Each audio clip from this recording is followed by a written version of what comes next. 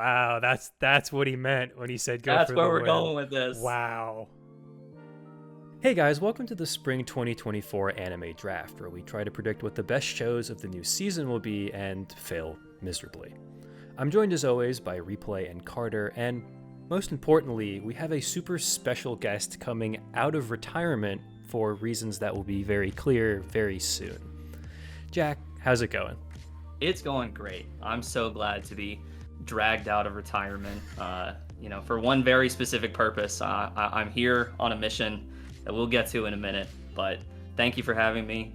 Hopefully this goes great. It's glad to be on here because I know that Replay has been farming me for information on some previous episodes, so this time you're on your own. Ask one question one time. Yeah, okay, Mushoku Yaiba Season 2 is like the most popular thing. You know what?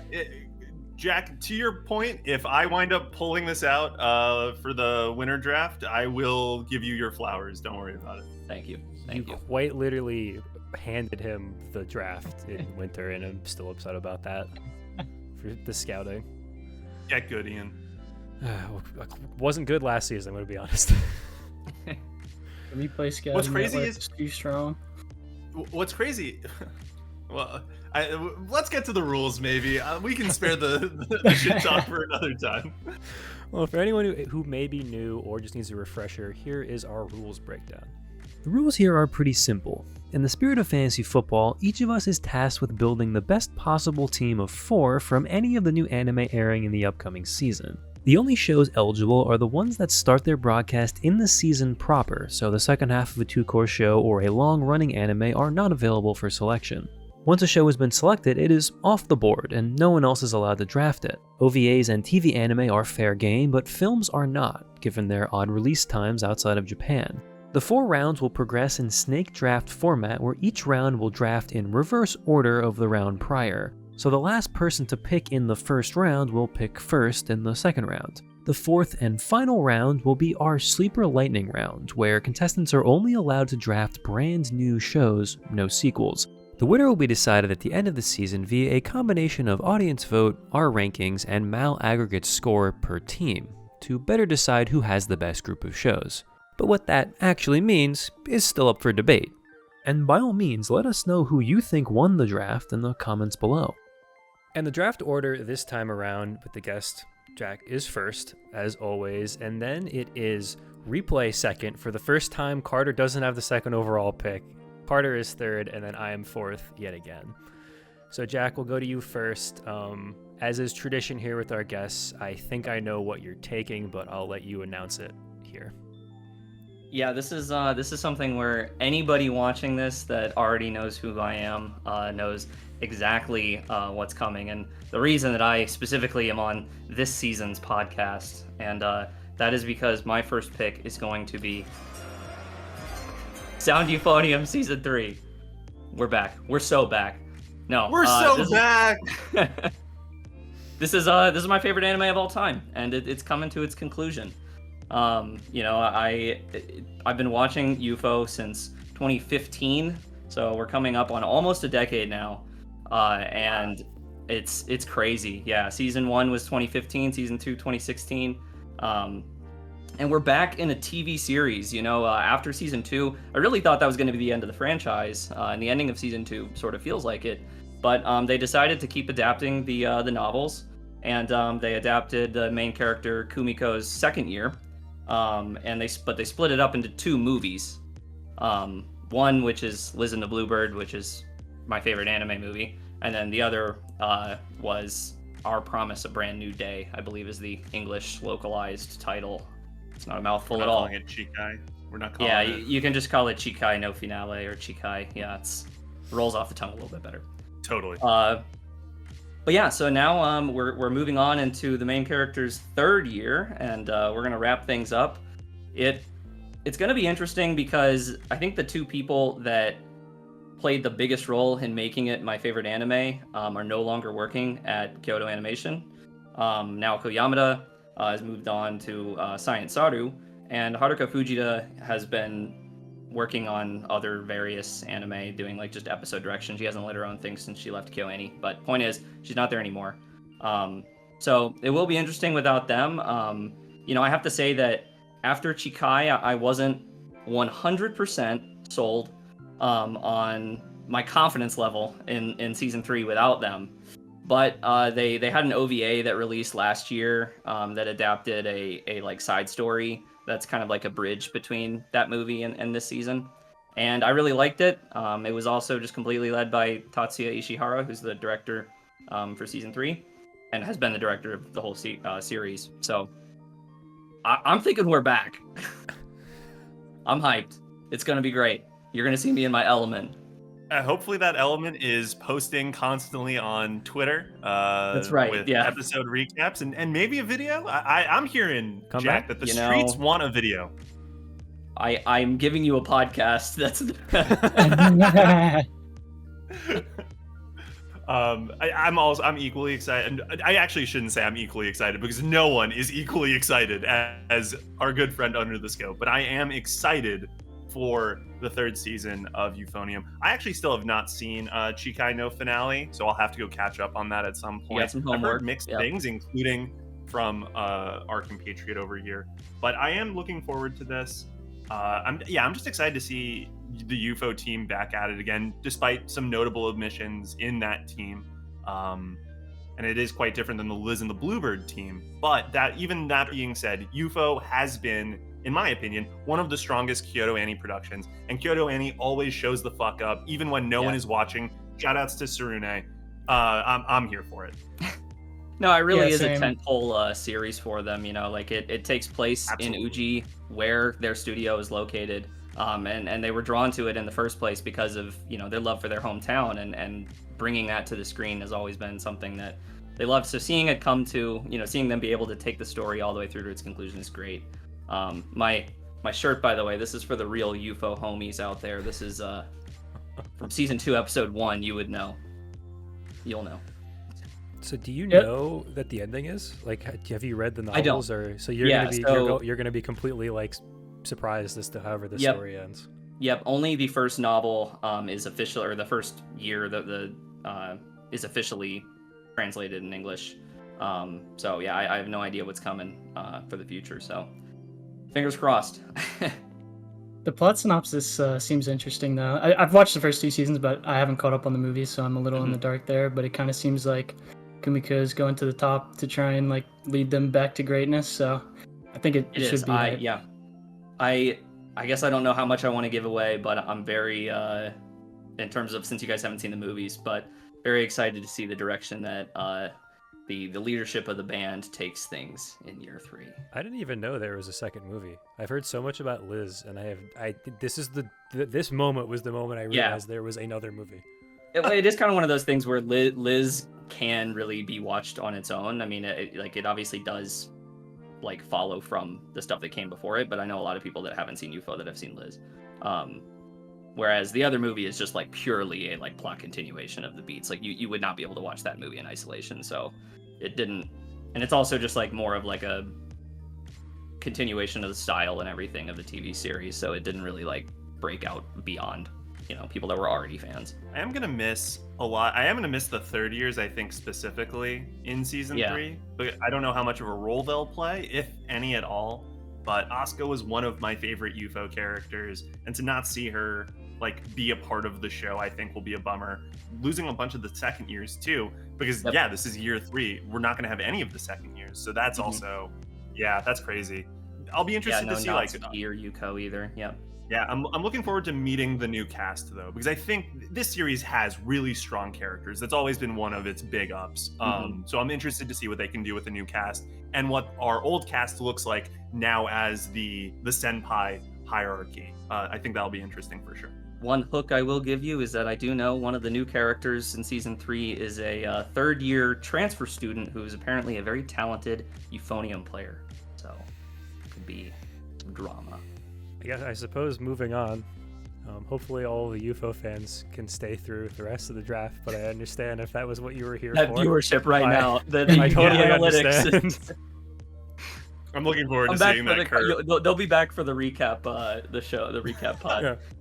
We'll have to save the UFO section for last so that they're incentivized to watch through. 100%.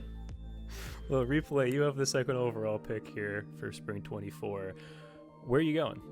So I before we got on, said if I get number 2 overall, I don't know what I'm going to do.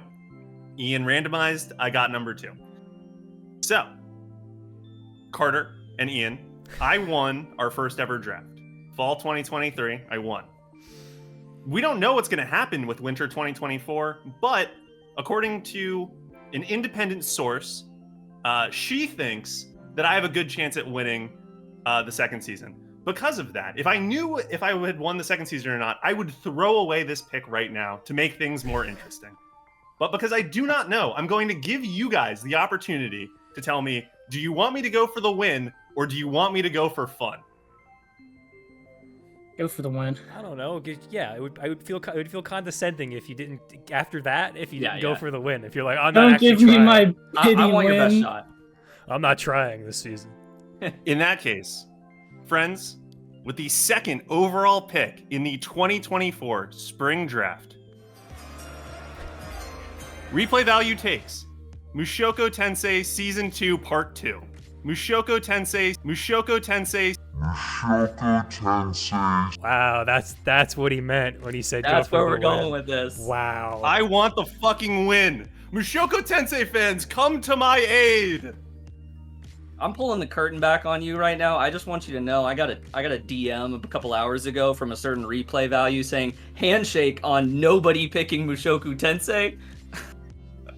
Because I thought, rightfully so, the fans for this series are rabid, and they will vote for whoever takes it, regardless of the quality of the rest of their team. And I just wanted us to handshake it away so that no one felt like they felt obligated to pick something that they might otherwise have an issue with. For the record, I think Mushoku Tensei is a beautifully animated series with a really interesting soundtrack, interesting world building that maybe is not executed great all the time, but has some really interesting fantasy elements.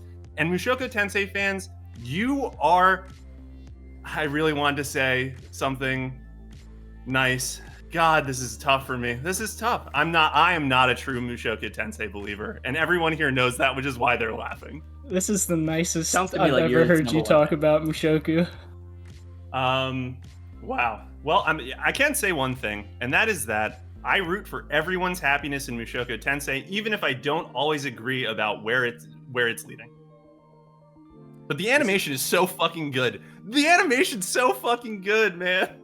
This has left me speechless. Yeah, I knew that was gonna happen. I thought Carter might take it. Obviously, after Carter, for full disclosure for everyone watching, Carter was the person who said no, I don't want the handshake, because I think he wanted to take it. But never in a million years did I think you were going to take Mushoku Tensei here. Even when you were like, oh yeah, I'm going for the win. Like, I understand that it's going to get an 8.5 or above on Mao, which now factors into our scoring, and it's going to get people voting for it. You know, just because you have that show. But yes, man. There's so many other wildly popular sequels this season that, like, going for the win could have meant many things, and honestly, that was not even in my mind. No, yeah. I think that I don't think I'm gonna get. I think the other sequels will be taken by the time that you and I are back up, Jack. So I will say right now, or I guess I don't want to say anything because I want these guys to pick them. So, or maybe this is bait, or maybe this is even more bait. Yeah, Carter, do you want to talk about why you were so excited to pick this and I stole it from you, which was the funniest thing I could have done in this situation, I think? Yeah, this was definitely not going to be my first round pick, no matter what. But I'm glad I baited you into it a little bit with my quick response. So that's a dub for the rest of the chat. I did put on here, even if it's not good, people are going to claim it as peak. So you do have that going for you. That's the one thing that kind of makes it like a safe hit almost. And the other thing is, like, it's so controversial. People are going to be talking about it all season, and that was a problem I think we had like last season. Is like some shows just you'd never see anybody talking about. They were totally overshadowed by Frieren or Apothecary Diaries or the Magical Girl show, which kind of had people talking about it the same way people talk about Mushoku Tensei. So I think you'll have people talking about it, which is good. But I am wondering yeah, if I'm going to have the opposite problem of people will see that I have this in my draft and will instantly not vote for me no matter what my other 3 shows are. So does this mean we're getting a replay value Mushoku Tensei video? No. Wait, would you know? Hey, I will make that UFO video if you make a Mushoku Tensei video. That's what you want to. That's what you want to handshake, Jack. That's what you want to handshake. Yes. Fuck, I'll consider it. Let's chat after the show. Oh my goodness. Just leagues of Under the Scope fans swarming to the replay value DMs to tell You know what? Actually, Mushoku. hey, if you want a UFO video, vote for me. Oh my goodness, we're already off to quite the start. I was not expecting that I at didn't all. think this was gonna happen. So our second overall picks so far have been Undead Unluck, Solo Leveling, which was a good pick, and then now Mushoku Tensei. So that's quite the string of shows there. Carter, where are you going with number 3 here now that Mushoku Tensei is off the board? Even though you said you weren't taking it anyway, so I think that's a lie, by the way. I think I that's was bullshit. never taking Mushoku Tensei in the first round. This pick is a little tough because last season I took Solo Leveling, which was the hyped up title going into the season, and it's been good, but not like a second overall pick like I had last year. But I'm gonna take Kaiju No. 8 for kind of the same reasons. Production IG is doing it, and the PV looked good. I think some of the character designs aren't the best, but when you see it in motion, it just kind of works. So I don't necessarily mind that the character designs aren't super great, but it kind of has an Attack on Titan premise. Like there's these kaijus attacking, and then there's like a military corps that defends them, and I think the main character wants to be a part of that in like killing the Titans, or in this case kaiju. So and yeah, I've just heard good things about the source. Is something that I knew about for a couple seasons running now before the anime was even announced. So I'm hoping it's better than Solo Leveling, but also if it's to that level in this week of a season, I think it'll be a decent pick. So the reason why I didn't have it is like so I don't think there is a clear number 2 in this draft. To be I don't either. Yeah. I think that there's a clear 1, or rather the clear 1 that we all knew was going to be happening because of UFO, and then after that it's kind of everything's kind of like at least a tier below. So my major concern, I mean, this is an incredibly popular Jump Plus property. It's like one of the Jump Plus manga that like made people aware that Jump Plus was a thing, along with like Spy X Family. So you know it has good like bona fides, but the character designs do look weak. I didn't particularly like the PV that much, and the thing that really concerns me is there are 2 directors, and if you look at those directors' like body of work, it's extremely unimpressive. Especially when the top credit for one of them is fucking Afterlost, or yes, I was gonna mention that.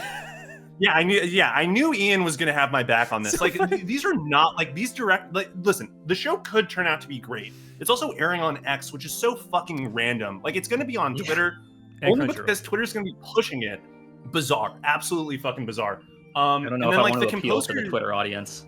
Yeah, well, we'll see what happens. But like, I honestly just like wasn't that impressed, which is a shame because I have not read this manga, but like folks who I interact with and who consume a lot of manga really like definitely the start of Kaiju No. 8, and I think and I'll be interested to see, like it apparently has fallen off a lot. I am not that is not a me opinion. That's a hearsay statement. Don't take that with a grain of salt.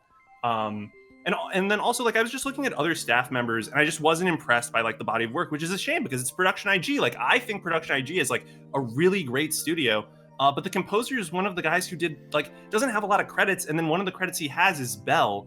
And the Bell songs he's on are the bad ones. Like, it really drove me insane when I was, like, trying to make the case that this should be a first-round pick. All that stuff really bothered me. I had Kaiju No. 8 as the top show on my board, but it wasn't like far and away. It was at 1 more so for the pedigree and the fact that I feel like even if it ends up as like an Undead Unluck, like I still see people talking about Undead Unluck. It's not obviously like that, you know, it wasn't like the blow away, oh my god, it's conquering the community, but it just feels like anything from Shonen Jump will hit a certain level of like people will talk about it because it is a Shonen Jump property. Right. I will say that just when I was looking into Kaiju No Breaks, I have not read it. It won a bunch of awards as a newcomer in 2021, a few in 22, and then has won nothing last year. I don't know if part of that is they haven't announced those yet. I don't entirely know, but basically it won a bunch of stuff when it was debuting in 2021, 2020, and has not won anything since. And I think that kind of goes in line with what Taser Lad of the Low Gang Productions told us, that it kind of has fallen off a little bit lately. I probably would have taken it at 4 if it was there, but the vibes were weird. The vibes around that show are weird right now, so we'll see how it goes. So at number 4, it's actually nice. I actually have most of my boards still here, unlike last season. Goodness. I am going to take, with my first pick here on the turn, Go Go Loser Ranger at number 4. I like that pick a lot. That was the other one I was looking at. Which is I knew that one was going to be gone. Manga I've heard a lot about from people I know. It is Nege Haruba, the quintuplets author's other manga, so that kind of basically immediately sold me on it because I am a quintuplets stan for whatever that's worth. What? I realize there's no crossover between the the plots genre could not be more different. but the author, he did good work before and he should do good work again, hopefully. This was my same thought process, so I'm right with you there. You two share a brain cell. Give me a break. So essentially, the quick plot synopsis for this show, the quick hook, is essentially it's been sold to me as it's like Power Rangers, but from the villain's perspective. So like the main character is part of or at least originally was a part of like the mob that like attacked the Power Rangers, essentially. It has a strong base in tokusatsu and stuff like that. And it's just like watching the PV, it looked as like one of the better shows PV wise. And that was for sure not a super high bar this season, which is why because it's Yo-Star Pictures, which is basically a gacha game studio from what I had seen. They've done Azure Lane, Blue Archive, and Arknights, either anime or OVAs and stuff. That one Arknights adaptation, though. That was something. They look good. That's the thing. I was like, okay, it's not a huge pedigree, but their work has looked good in the past. And so that sold me enough to be like, I've heard great things about this story. It's an author I know and I trust, and the PV looks good. So that's why I feel pretty good about taking it here at 4. Yeah, I think I saw the director is Keiichi Sato, who I'm pretty sure did Tiger and Bunny. Yes. And from what I saw from the PV of this, it seems like a pretty good fit there. Absolutely. That's actually the top of my notes for this is director of Tiger and Bunny, perfect match for tone. Also directed Inuyashiki, which a lot of people sleep on, but I really like that anime. It was pretty much, and we'll see this as we work through the rest of the draft, one of the only shows where I was like, oh, this director, like, I feel confidence in this director.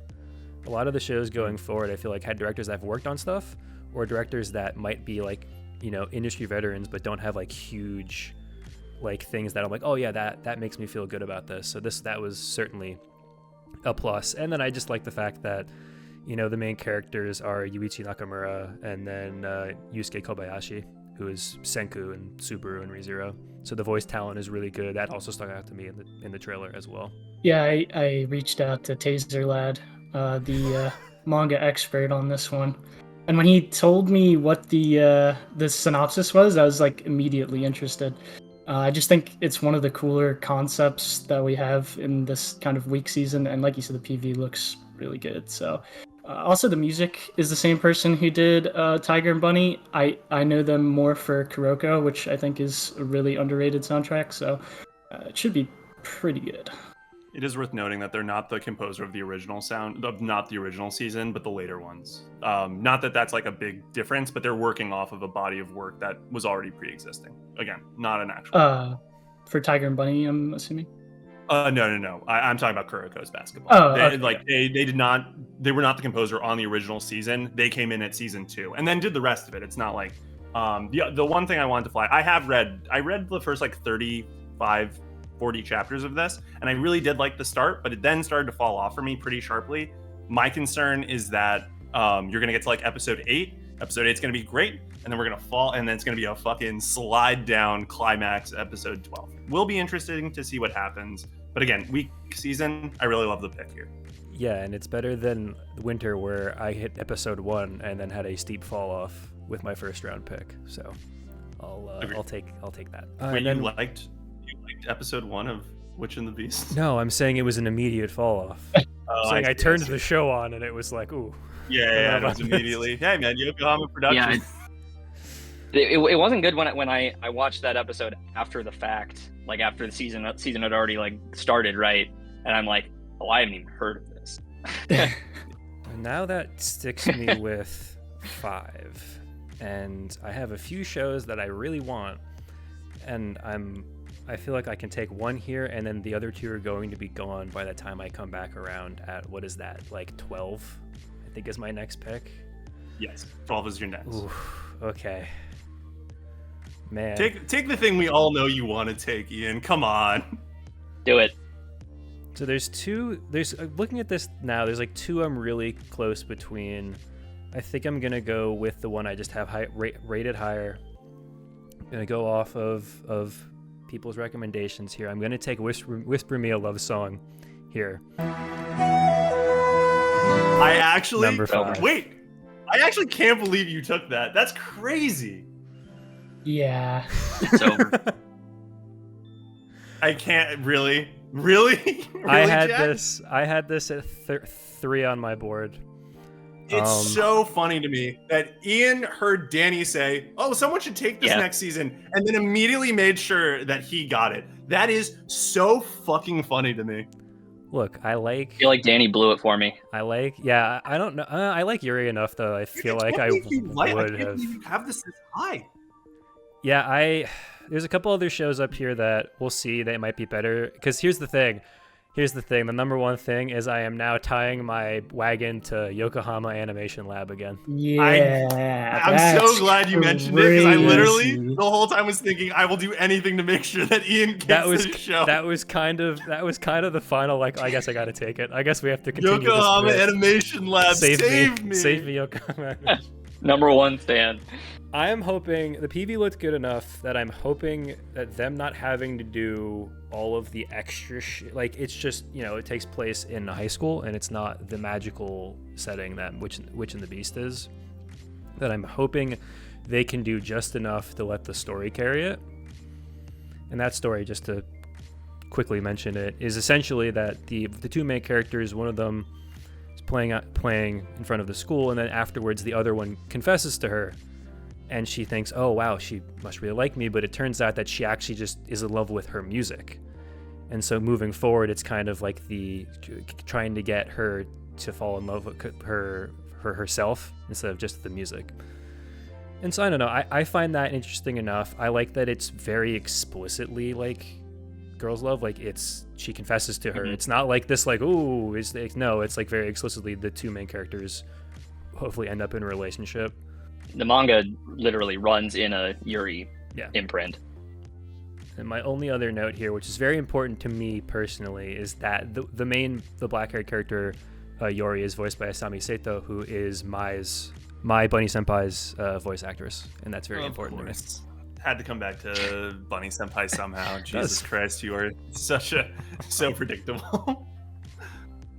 I will say that I think it's a great pick because, like, it's going to have fans, and those fans are going to be passionate about it. They're going to watch it. It's going to be it will be talked about amongst people who are big Yuri fans.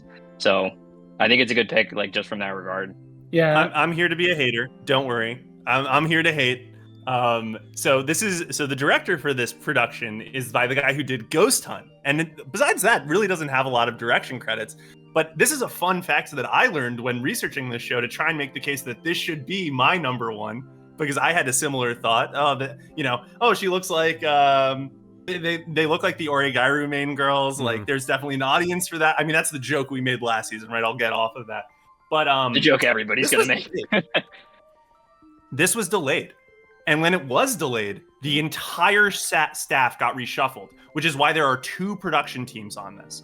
So to me, that is scary as shit. Like the PV is presumably done by the one studio. I don't know whether that's Cloud Hearts or Yokohama Animation Lab, but at some point, like, these styles are going to clash, and there's not who knows how much time. Like, to me, there were just so many question marks that I could never have taken this in like a top 5. For the record, I hope it turns out good, because even though I'm a hater, I always want all of the shows that we draft to be good, because I don't want to watch bad anime. Yeah, of course. But that is my concern, and why I would have not touched this with a 10-foot pole. Yeah, I actually agree with you, because when I first heard about this, I was really excited about it, and then I looked into it, and I think there's like just the one PV, and it came out a while ago because it got delayed. Yeah. And I wasn't super impressed by it. I kept waiting to see if, like, I think High Dive I think it's on High Dive, if they were gonna like post a new PV before we filmed this, but nothing came out. And it just scared me away, so I moved it pretty far down my list. But everything I've heard about the actual source material is like great, so hopefully I can just carry it for you.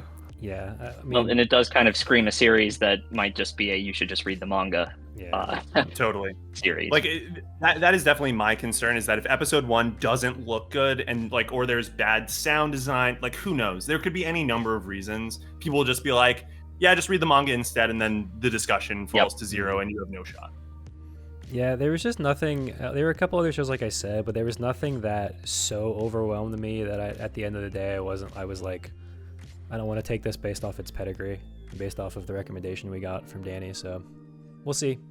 Again, so I will say, if this is bad, if the adaptation is bad, I will not be Yokohama Animation Lab owes you their first will not be taking a Yokohama Animation Lab show ever again. That will be a hard and fast rule if this adaptation is bad. My God. All right. Well, now it's time to take my actual number 1 pick of the season, and that is Yuru Camp Season 3. Whoa! I didn't see that coming at all. Yeah, I figured one of you two. Now it's really Jack, over. I really thought that was going to be Jack. I Oh, it wasn't totally sure. If you made I it knew back to me, there was no. I knew Jack, was a fan. I wasn't sure if Replay was a fan. I have no idea if you've watched it. Okay. Well, if you were like after me, I was just gonna take it just to secure it. But I had a feeling Ian probably wouldn't take it, so I left it for round 2. But if you don't know what Eurocamp is by now, it's camping girls, to put it simply. But it really does a great job with like introversion and solitude and kind of the different ways that you can enjoy being alone or with friends, and also traveling. It's honestly such a wonderful show. I'm a little worried because they have like a new staff for this season. There's a new director. It's Studio 8-Bit. So I watched the PV and it looked good to me. The background art looked good, which is like one of the main things you need to do right for this show. They have new character designs, which are going to take a little while to get used to because it's pretty noticeable when you're watching it. Like, it just feels off, almost like uncanny. But hopefully by the end of the season, that won't be a problem. And I love the movie that came out recently. I think Eurocamp has a decent enough fan base that, there'll be people watching. So I'm really excited for this one. Yeah. No, it's a great pick. I mean, it was... If you guys didn't take it, it was absolutely going to be my next one. I will say that, like, I had those same reservations too about the staff change, but as soon as I saw that PV, I think those kind of went out the window. It looks like it absolutely is maintaining the spirit of what the previous seasons had, and it's one of those series that, like, man, they could just keep making this forever, and I'll keep watching it. The vibes are just immaculate. It's funny. The characters are really fun. It's just something I'll never get tired of, and I know its fans certainly have not gotten tired of it. I'll speak to the concerns, because for me, again, I was just trying to come up with anything that I felt comfortable putting at number 2 so that I wouldn't be stuck drafting the thing that I wound up drafting. And no, I mean, the director's only previous credit as a director is Regalia the 3 Sacred Stars, which is an anime I've never heard of before. And like, and like listen, if it had been the old studio whose name I'm forgetting right now, I think it's Studio C Station, of course. Yeah, if it had been Studio C Station and a new director, I would have taken it 100%. But I don't know, just the staff overhaul scares me a lot. Replay, where are you going here with your second pick? Jesus, really fucking me. I really thought okay. We're really fucking him, he says, after he hates all of our picks that he definitely wasn't looking at. Also, to be fair, you took Mushoku Tensei on purpose. That was your decision. I did this to myself. In fairness, I did this to myself. And Mushoku Tensei fans, I need your support. Please, Mushoku Tensei fans. Clip that, please. 100%. Oh man, I mean, this is tough because I don't know if you guys would agree with this. Again, strong tier 1. I would argue no tier 2, and then everything is tier 3. So I have just a shit ton of shows that are all in the same, like, you know, amorphous ooze, and I'm really struggling to pick something. Okay, I'm gonna do it. I think I'm gonna do it. Am I gonna do it? Yeah, I'm gonna do it. What's it gonna do? I'm gonna draft Jellyfish Can't Swim in the Night by Doga Kobo. Man, I'm even more mad about that one. I almost took that at 5, and then was like, I'm gonna leave it and see if I can get it with at the end of the draft. So I think that's a really good pick. The three of you just in a row sniped what would have on my big board That's in a row. Tough. That's funny. I was looking at this one as well.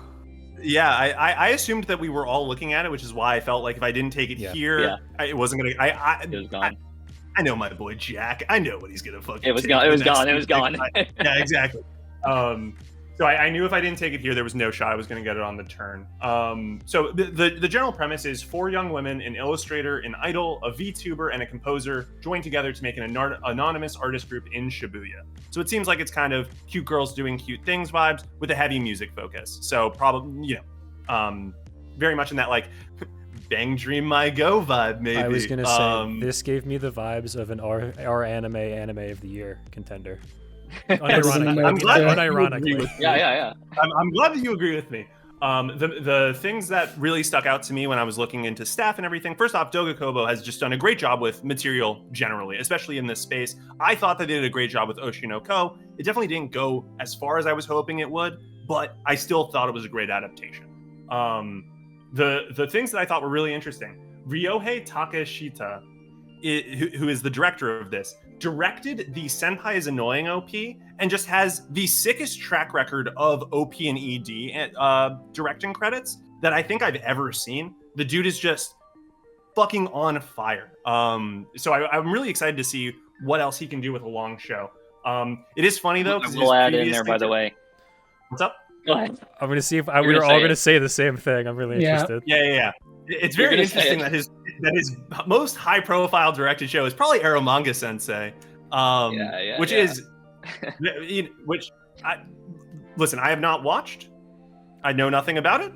I've heard pretty well made. And the other thing that I have seen from him in the past is that Paldea Pokemon mini 4 episode series. I didn't see that. That looked really, really fucking good. I was really impressed with it. And then the other thing and I'm going to shout out my boy up top, Carter, a little bit of Plastic Memories love. The composer is Masaru Yokoyama, who did the soundtrack to Plastic Memories and a ton of other big shows. This is a great composer get, especially if it's a show about music. And this guy works with lyrical songs all the time as well. So I have good faith that the music content will be great.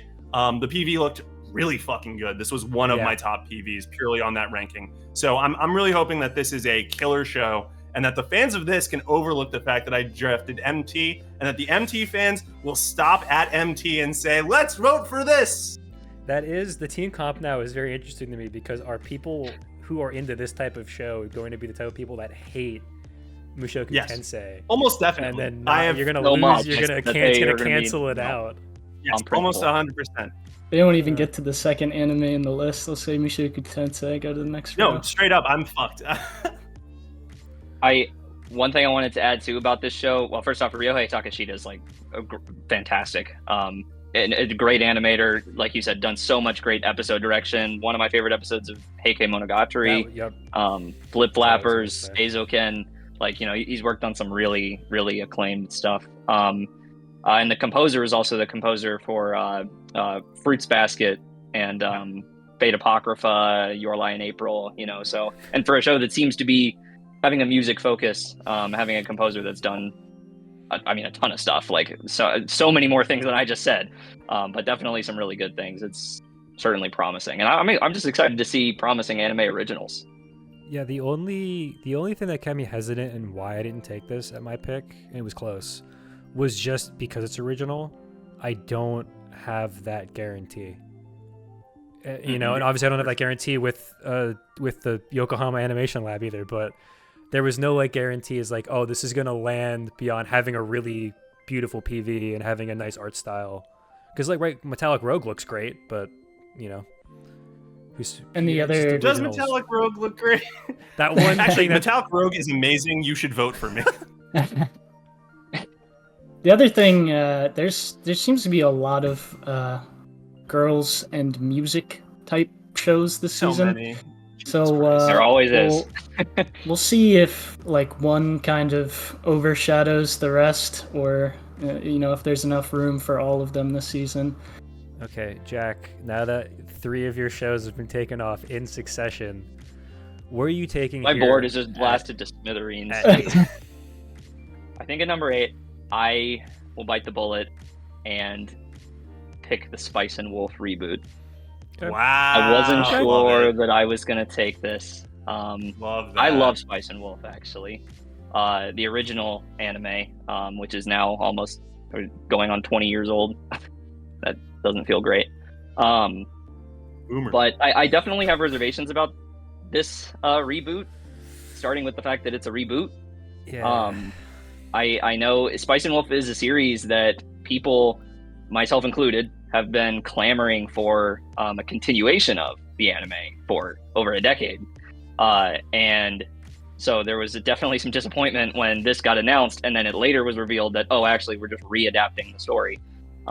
So I do really hope that it's able to get past where the original anime left off. And I also know that the original anime actually skipped around a little bit. I believe it there's a couple volumes that it didn't adapt that, according to people that have read the novels that I know, say that those couple volumes it skipped actually are really, really important later on. So I think we will definitely get some new content, at least there. But there's also something to be said that anime is also very old, and it probably would have been a bad financial business decision to just continue it so many years later. I mean, You think of how many new anime fans have not touched Spice and Wolf for a second. And so in that regard, this reboot actually might have, quite the viewership, because it's something that old heads are going to be talking about, and so then people that are newer to anime and haven't seen Spice and Wolf, it's got that cachet that they're going to be oh, okay, I'm going to check this out. And for them, it is new. And I will say too, I know that the other thing that has sparked some discussion is the new art style, and just the general aesthetic of it. It definitely fits very in line with sort of a modern anime aesthetic, in its character designs, and in its general shading and coloration and everything. Whereas the original anime was maximum mid to late 2000s anime aesthetic. So both are very of their time, and people are going to sit on whatever side of the fence that they do. For me, I'm partial to what the character designs looked like in the original anime, but the PV I thought still, it looked good. I'll be curious, and I know that the original director of the original anime is back, at least as a chief director on this reboot. And then, not to mention I believe the composer is now Kevin Penkin. Yes. So I'm very intrigued by that. Season. I mean, I loved the music in the original Spice and Wolf anime, and so now you get one of modern day's best composers in the game, right? So I'm super curious to see what he draws up for it. So yeah, at the very least, I think this is something that people are going to be talking about. Yeah, I think getting this here at 8 is pretty good value. I had it as like a 3rd round grade, and so you're basically on the fringe there, because I think it really comes down to, is it going to be able to grab the new anime? Like, are new people going to be like, oh, I've heard people talk about this, I want to check it out, and then stick around with it? Because I feel like obviously the people that are fans of it will check it out, and hopefully stick around. That's a different question if they don't like the adaptation, but we don't know about that yet. Is it going to be able to grab even a modicum of what it had, 15 years ago, when it was like one of those like, oh, you need to watch this show as like one of the, as a new anime fan, you have to watch these set of shows, and Spice and Wolf was always recommended. Mm-hmm. Well, I will say, as someone who knows next to nothing about Spice and Wolf, the thing that's going to help you there is you will definitely be seeing the art on the timeline for sure. So I'm sure that'll rake in some new fans. You have one of anime's like original waifus with Holo, so yeah, that will probably be all over Twitter. No, I mean, I like the pick. I think Spice and Wolf is exciting. I'm excited that Spice and Wolf is getting a reboot, in large part because there's just so many fans who have not seen it, who are like newer, started with Attack on Titan maybe, and like just haven't had the opportunity. And this is exciting. It's exciting. I have a lot of thoughts about remastering and reboot and all that good shit, but in this case, I'm excited for people to be able to like give I think undeniably a classic of the medium at this point, a new shot. So I'm looking forward to it. I think it was a better and also choice. You're getting 2 cores apparently. Oh, I didn't know that. Yeah, it is getting 2 cores. So obviously for we'll see how voting, far you'll they only can get. So do you think they'll catch up to the 2nd season of the show and then stop again? Is that what's about to happen? That's what I'm worried about, right? Like, I'm worried that they're just going to get to literally the same point in the same number of episodes and then not get a season 2. See, if they just adapt the whole thing and get a season 2 and keep going, then this all goes out the window and everybody's happy. Jack, what is your next pick here? So this is really tough, and I know that now we're in the 3rd round. So this is the last round. This is my last chance to pick a sequel. Yes. Yep. Yeah. And here's where I'm struggling, because there's a lot of popular sequels on the board, but there's also a non-sequel that I know is not going to last to the last pick of the thing. But that being said, I am going to go with what I know will be popular, and I'm going to pick KonoSuba Season 3. Knew that was my number 9 pick. Yeah. Love that. That is respectable. It's more KonoSuba. KonoSuba is extremely popular. People love it. It's one of those where also too, like the, continuing sequels, like the scores tend to get higher, right? Because like the people who don't like it are not sticking around for season 3. I do think that picking sequels and stuff sometimes runs the risk of, it turns out that just like the discussion about them isn't that, there's not actually that many people talking about it, because whether it's fatigue or it's just like it's already got its circle. But I don't know if KonoSuba if that's gonna apply to KonoSuba. I think it might be big enough, and have a ardent fan base enough. Which I mean, I've actually not seen the KonoSuba movie, but I have seen the first 2 seasons. Is KonoSuba based on a manga, light novel? Light novel. Okay. Light novel. It does have a source though. I wasn't really certain. And it's the season 3 is going to be with the same studio and same director as the Megumin spinoff. So but not different 2. from the first 2 seasons, but if you saw the Megumin spinoff, it's that team. Although I do believe that the character designer Koichi Kikuta is still working on it. Wasn't season 1 and season 2 different studios, or am I misremembering? Season 1 was Dean. Season 2 was JC Staff. The movie was JC Staff. Then they moved to Studio Drive for the Megumin spinoff. And now Studio Drive is continuing along. 3 seasons. 3. So bizarre. Yeah, but that's why that didn't really worry me so much, because it's already moved all over the place. It survived that. Maintained its popularity, so I don't know if if that's going to change anything again at this point. Yeah, I mean, you see these characters everywhere, so I think it's definitely strong enough for a sequel pick. I thought for sure this was going to be a round 1 pick. Like 100% I thought this was going to be a round 1 pick. My concern with it, and this is not me being a hater, this is incredibly good value in the 3rd round. Jack. This is a great pick. My That's mostly concern why I is couldn't that- pass it up. Yeah. No, for sure. The one concern I have is that the Megumin spinoff, I didn't hear anyone talk about it. I know that it's not the mainline story, but Megumin is the most popular character from KonoSuba in my estimation, and there was basically zero discussion.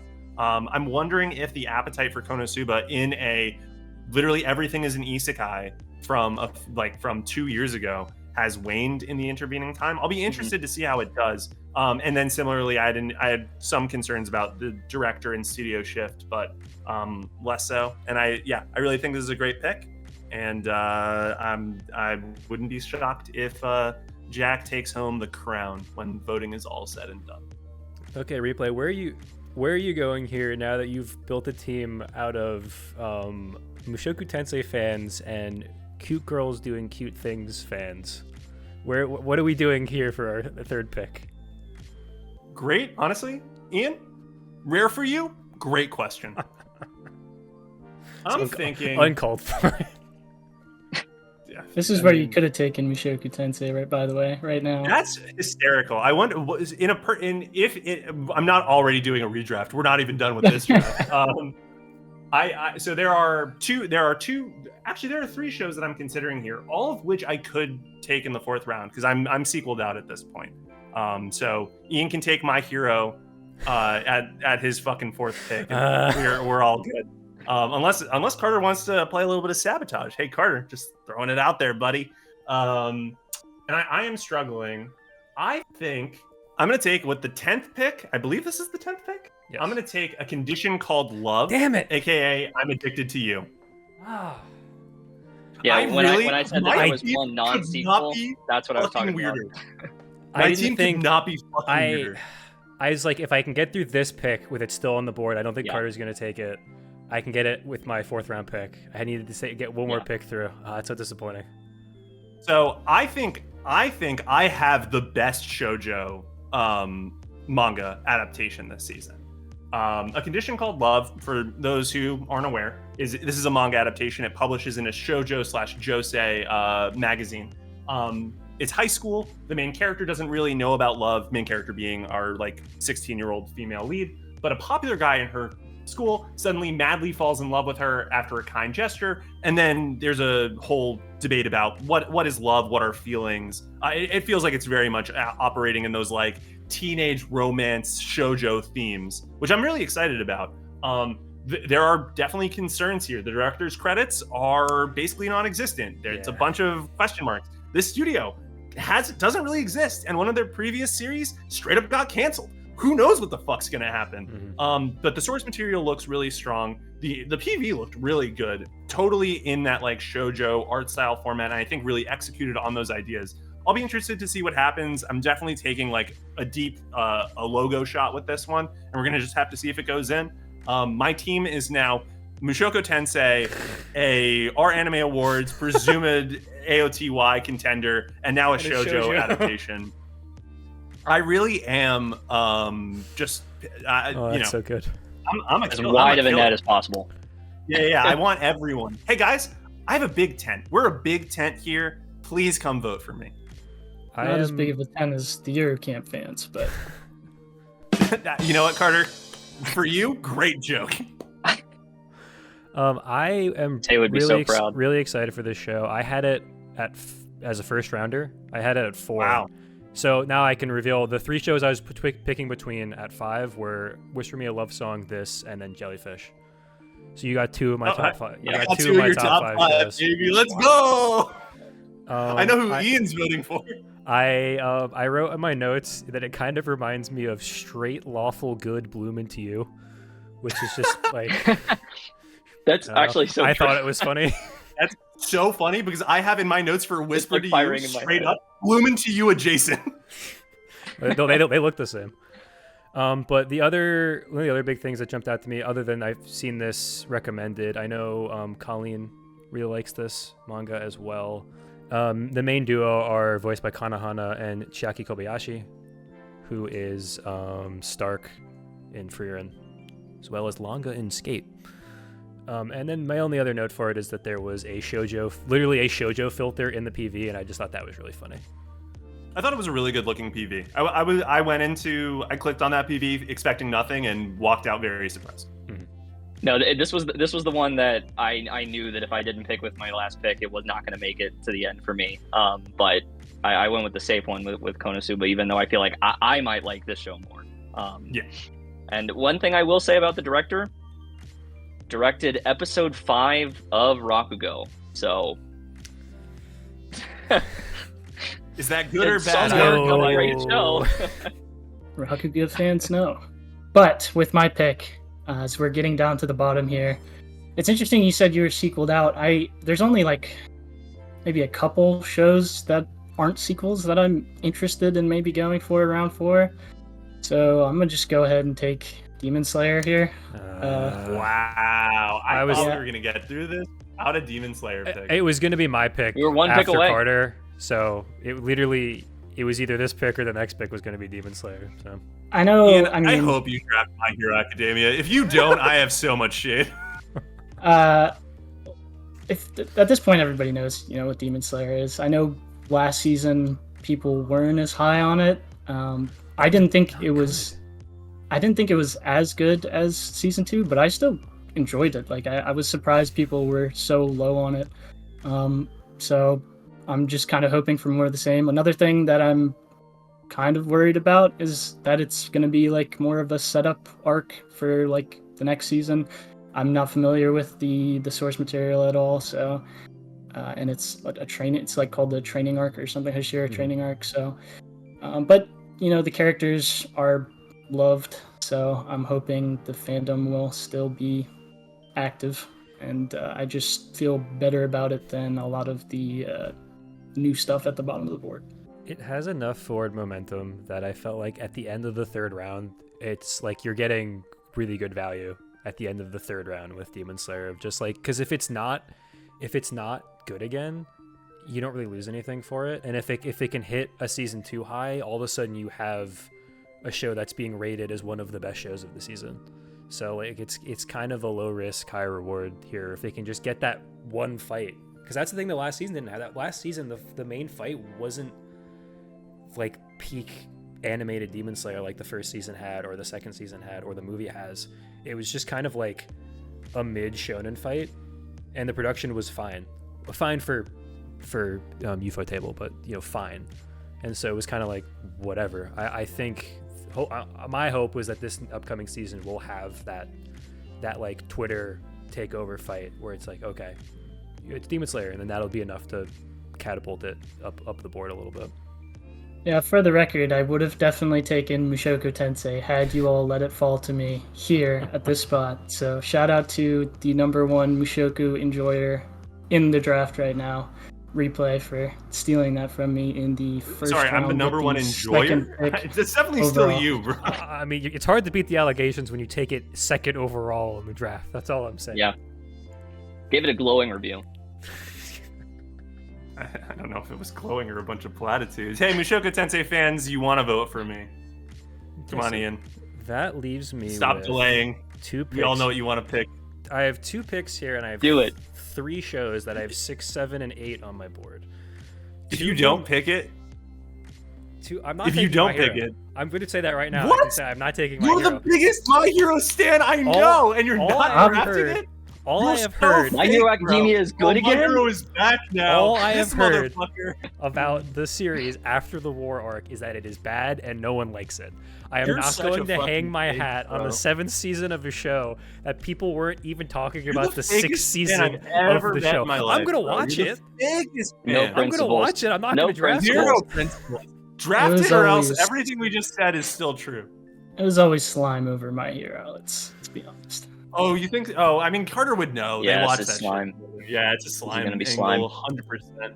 So the I sequel, would- the sequel I have left on my board is Slime, so I might take it, but I am still deciding what I want to take here. I have that and 2 non-sequels, but to be honest, I do think I'm just going to take Slime here. With Wow, the what 12th a pick. fucking lame-o. Sequel gang! I think taking this, Let's go! Sequel the- season. the highly It really was the anticipated. It's Yeah. crazy. I mean, the first 9 out of the first 10 shows on like in Mal, I think, are all Yeah, are all almost sequels. It's We took- ridiculous. of the top 5, we took 4 of them. You had no principles, so you didn't take My Hero. Then Kaiju. No, I mean, it's crazy. But I'm just taking Slime here just because, it's my last chance to take a sequel. I had it as a late second, early third round grade, so getting it here, I'm pretty happy with. I really like Slime. It is not, like, my favorite series, but it's definitely a series that I watch every time it gets a new season, or it gets a movie, or it gets an OVA, or it gets a spin-off. I watch it. And I definitely think it has a big enough fan base that I'm not too worried about it not getting some run this upcoming season. It is a little worrisome because it is a season 3. Season 3 start, unless it's Jujutsu Kaisen season 3, like unless it's a big season 3, I start getting a little concerned about people starting to fade off of it. But I like it enough that I'm going to take it. It's with 8-Bit again. It's with Atsushi Nakayama again, who directed the second season, as well as Comet Lucifer. So I mean, if he hadn't directed the second season, I'd be a little worried about that. But the second season was good. So that's pretty much it. I like Slime, and that's why I'm taking it. It did last time I did this, it was Blue Exorcist. Didn't help, but at least it's a little later in the draft. I do think you're getting Blue Exorcist here for the record. Slimes, like in terms of like community discussion, I think Slime has fallen off. Like season 1, very popular. Season 2, mediocre popular. Season 3, my projection, no one's talking about it. The Slime group has gone into their hidey holes, and they're going to talk about it with their Slime friends, and we're not going to see it in like a larger community context. And then also, season 1 and season 2 are both 24 episodes long. So it's not like, oh, I only have to watch 24 episodes. No, you have to watch 48 episodes and then whatever OVAs and movies have come out to catch up. So you're not capturing a new audience at all.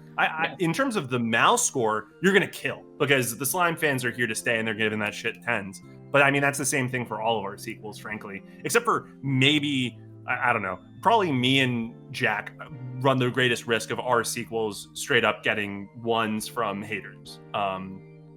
So what happens?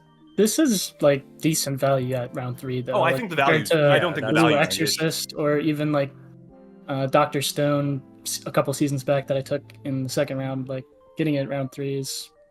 Yeah, serviceable. I was only taking this or Demon Slayer with this pick. I wasn't going to take it any earlier.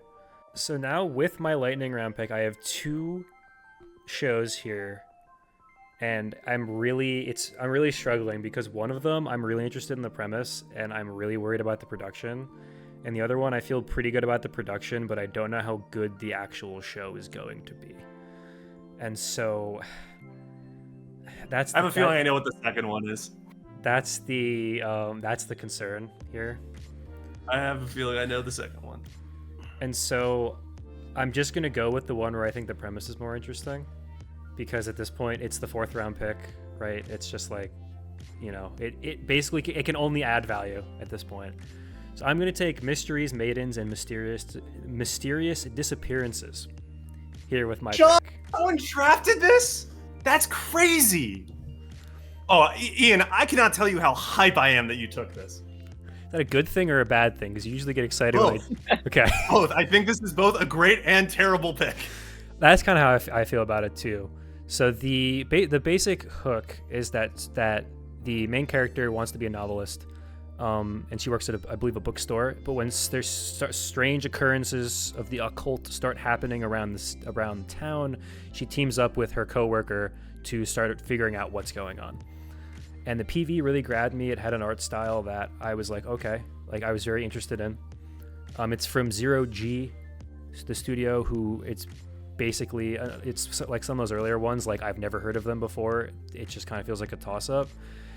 The director... What, you didn't love One Room 3rd season? No, the famous Fatesfield Taylor loved One Room 3rd season? The director is what concerned me and was why I had that hesitation here leading into this pick. It's Tomomi Mochizuki, who basically has directed some okay, like 6s shows, 6 out of 10s, and a lot of bad shit, like Poopa. Yeah. Which has a 3.9, famously is a 3.9 on Mal. So there's like, the art style in the PV was enough to grab me. I'm just really worried about them keeping up with what the show actually looks like to hopefully sell these mysteries or whatever winds up happening in the show. Pretty excited about the voice cast. The main duo are Daiki Yamashita, who is Deku, he's doing it like basically Deku voice, but it's a little different and it's really funny in the PV. And then Pharaoh Ai, Power, and Jolene, who I love as well. So voice cast good, art style looks pretty interesting, direction, we'll see. Yeah, I both simultaneously love and hate this pick. For the director is nothing but red flags. Mm-hmm. The PV looked great though. I fully agree with you on that.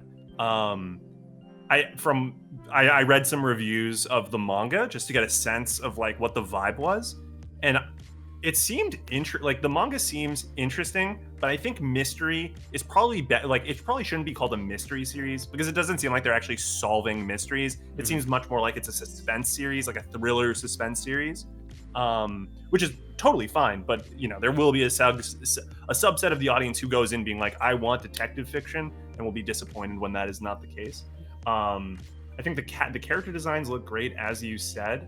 My one other flag is that apparently the manga is very explicit in terms of sexual content, and obviously that's going to all get wiped away. And I'll be interested to see how they handle that change, and whether the fans that exist of this manga will revolt, depending.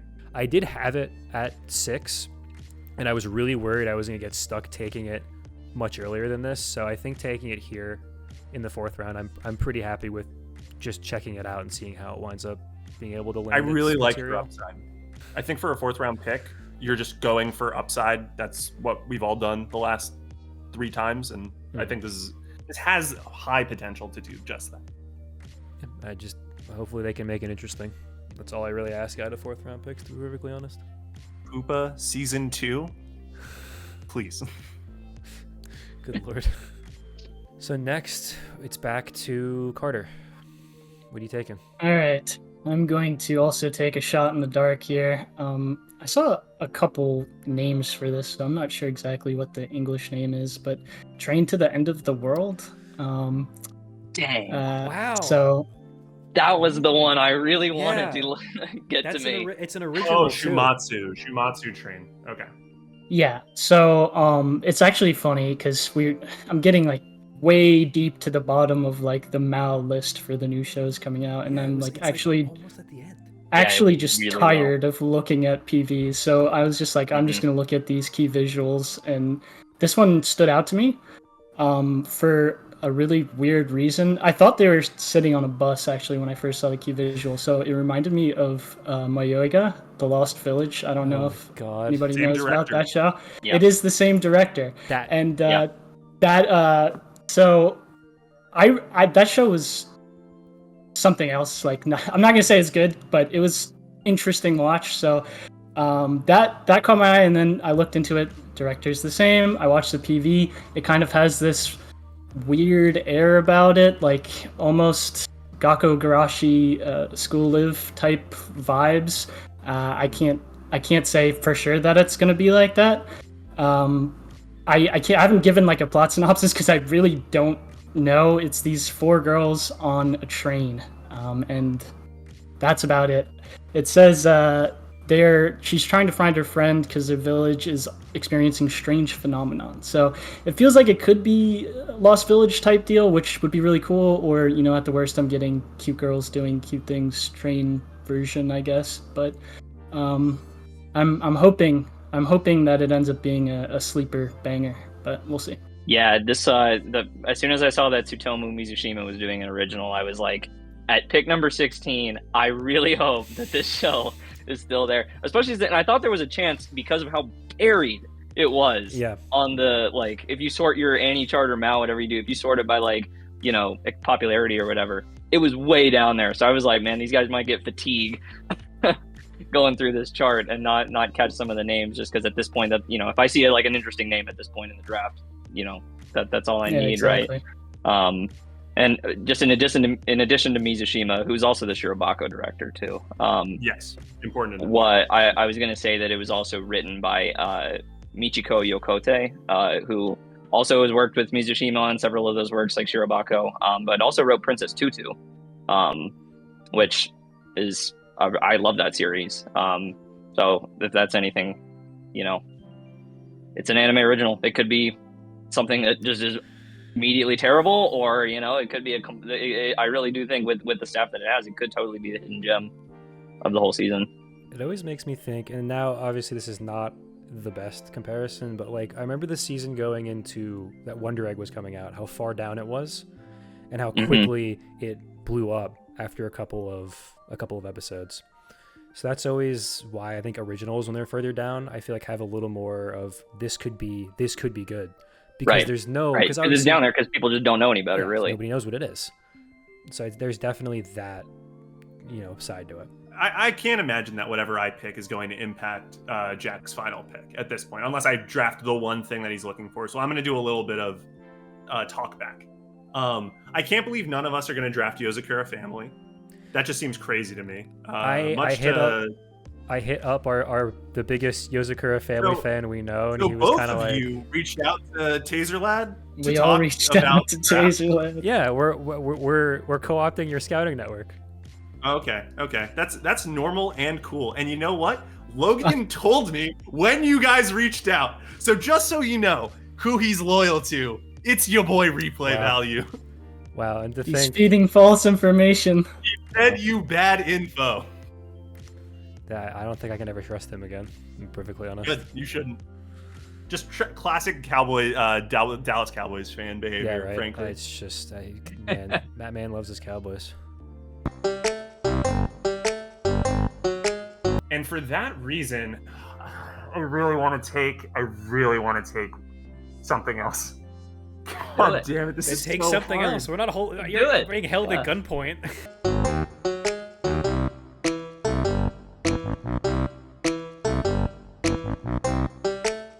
I'm gonna take, with the 4th pick in the 2024 Spring Anime Draft, 15th pick overall. Replay Value selects Yatagarasu.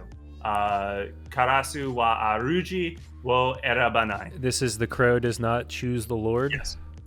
As soon as you said political or whatever it was, I knew which one it was. So the premise, for context, in a society in which humans can turn into crows, the main character becomes the imperial prince's attendant and is thrust into a political and mythological drama. What I thought was interesting about this, and part of the reason why I thought it was so funny that we were talking about Yuru Camp earlier, is that this is directed by the old Yuru Camp director. So I mean, there's a strong direction pedigree here in terms of the stuff. I thought the PV looked really good, and then I mean, fans of my channel know I really enjoy political thrillers and political dramas. And there's also a fun element of mythology here as well. It gets into a lot of Japanese mythology around crows, which I think has the potential to be really interesting. And it's Studio Pierrot, who I can trust to at least produce the fucking thing. Black Clover. Black Clover looks nice. Incredible. Yeah, Black Clover, totally. A show that I have 100% watched and have opinions about. No, I feel good about this pick. I obviously was struggling between a bunch of other stuff, but now that this is locked in, I feel really good about it.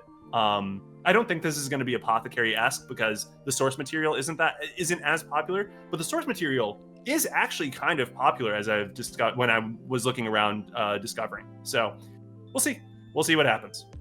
I think this is the right pick for the Replay Value brand. It feels, I do agree with that. If you're debating a bunch of them, this feels correct. Yeah. This show is really interesting to me when I was looking into it, because it feels like a show where I think it'll be really good, or at least pretty good quality in terms of watching it.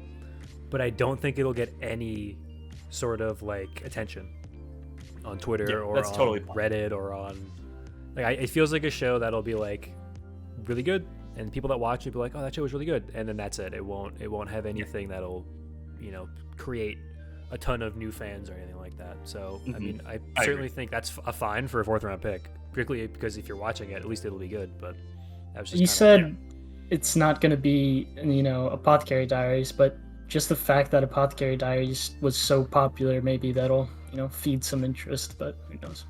It definitely feels like it's in an Apothecary Diaries vein, even though it's not like truly historical because it's a fantasy setting. Yeah. Apothecary is technically, but I am wondering it. Right. For sure. Yeah.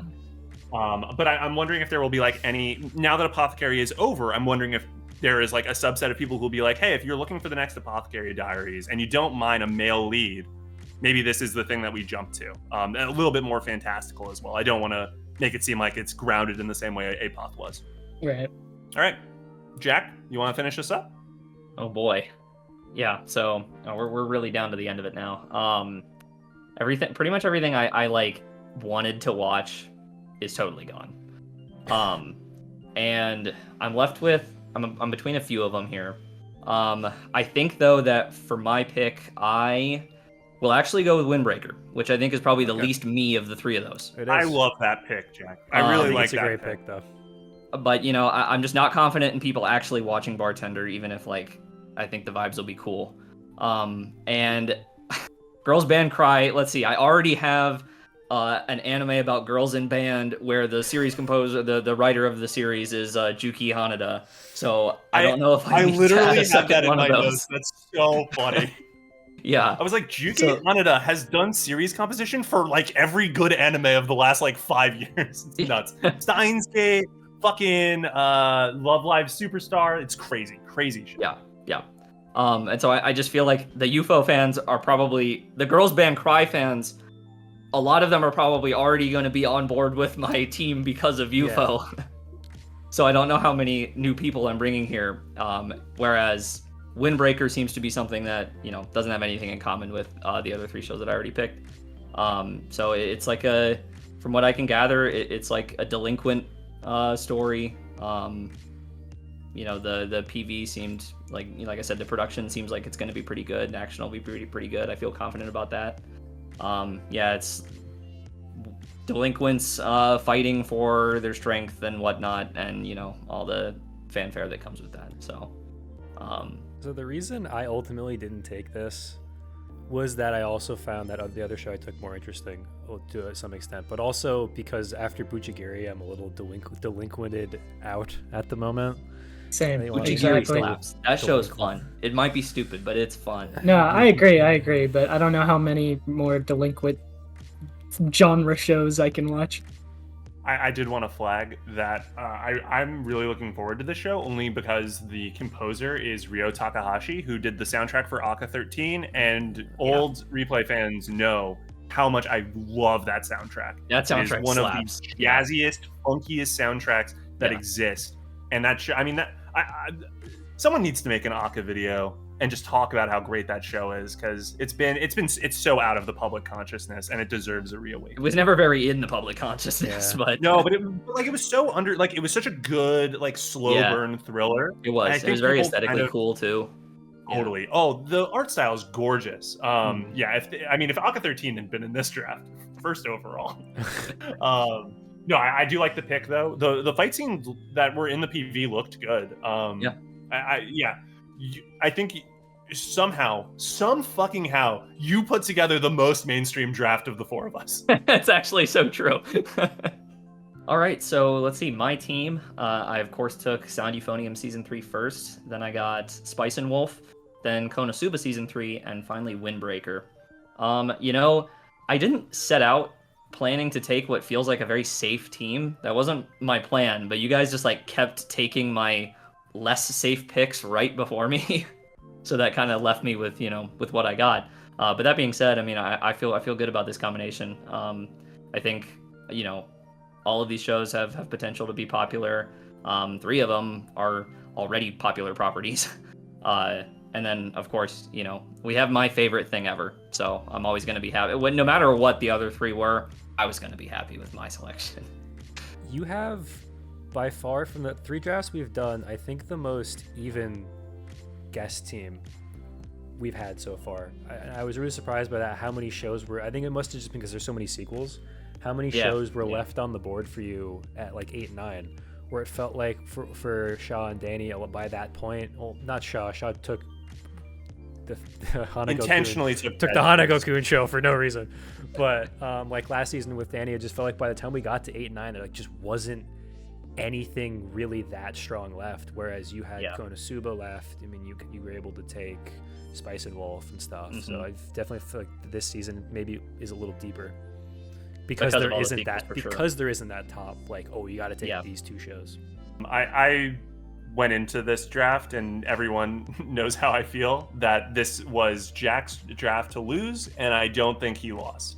Because the 'cause he UFO got fans UFO. will show up, Yeah, exactly. and there's nothing any of us can do about it, unless, of course, Mushoku Tensei fans, you show up for me.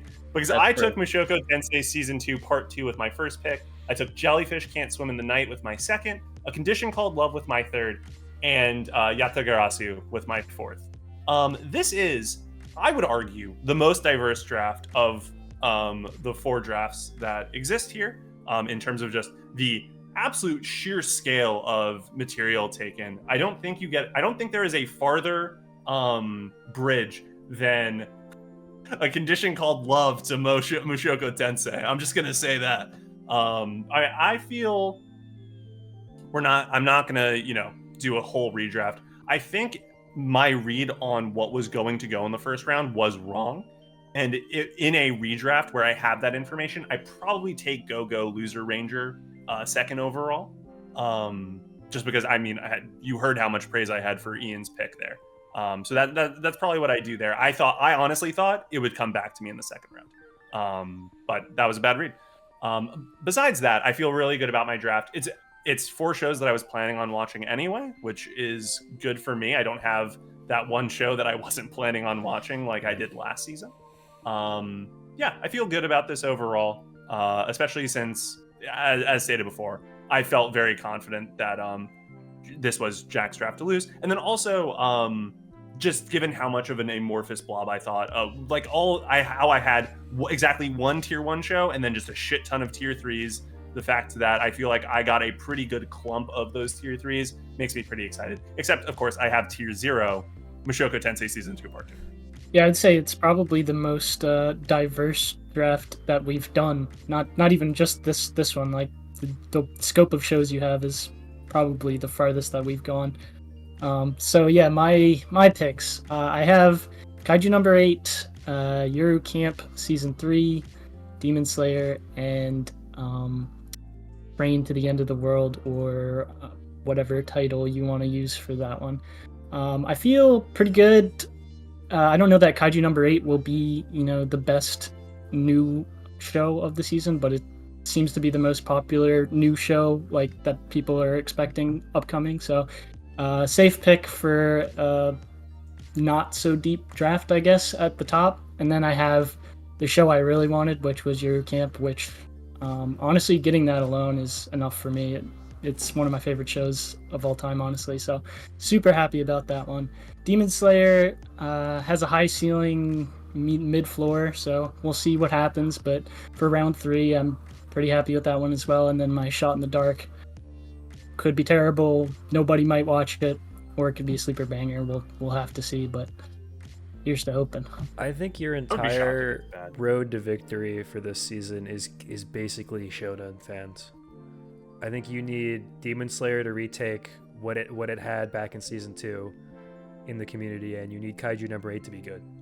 And if you get those 2, You I totally think have a shot. I think there's definitely a good chance you could just ride those Shonen fans to a victory. I think Carter.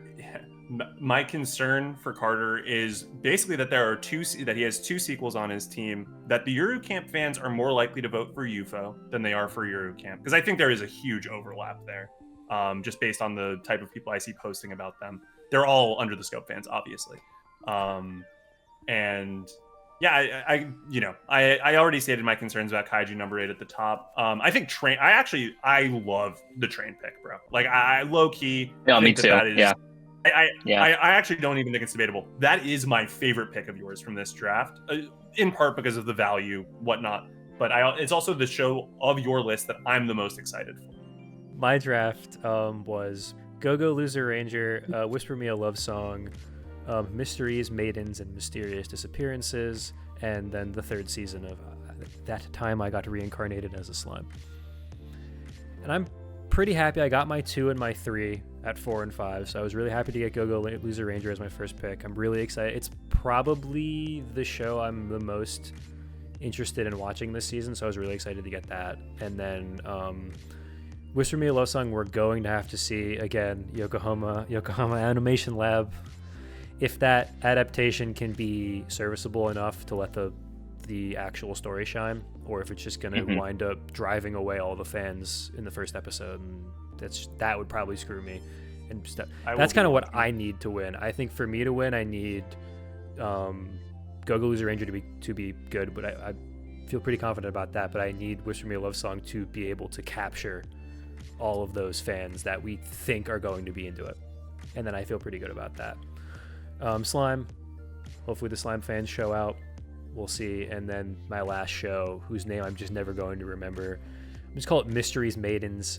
I guess Mysteries Maidens and Mysterious Disappearance. It's not that difficult to remember. I believe the shorten online is Mysterious Disappearances. Mysterious Disappearances. Okay. Well, for that, I'm just excited to watch it, honestly. I don't really think that show will functionally change my final placing in this season. I just hope it's good because I think it looks interesting. Yeah, I think Reject Ranger is a really good pick. I think it honestly has higher potential than Kaiju number 8. Like when I was looking at them, I thought Kaiju number 8 was the safest pick, but Reject Ranger could definitely be the better of the shows. So definitely like that. Hope the show is good, and I think that will determine if I win or not. Or all the UFO fans will show up and Jack will win, and that'll be. That's only part of the That's only part of the formula. Well, Jack, thank you for coming out of retirement to join us in this extended cut of the Spring 24 anime draft at this point. It's probably going to be our longest draft to date. We had a lot to talk about. But I'm a long-winded person, so that probably honestly doesn't surprise me. Do you have anything you want to plug? You want to shout out? Where can the people find you? Oh boy! So and such. You sure used to be able to find me at youtube.com/underthescope, where I at one point in time made lots of great YouTube videos on anime. There's a large backlog for the watchers that have not seen my channel for you to go and hit up. So by all means, including UFO videos for any UFO fans out there.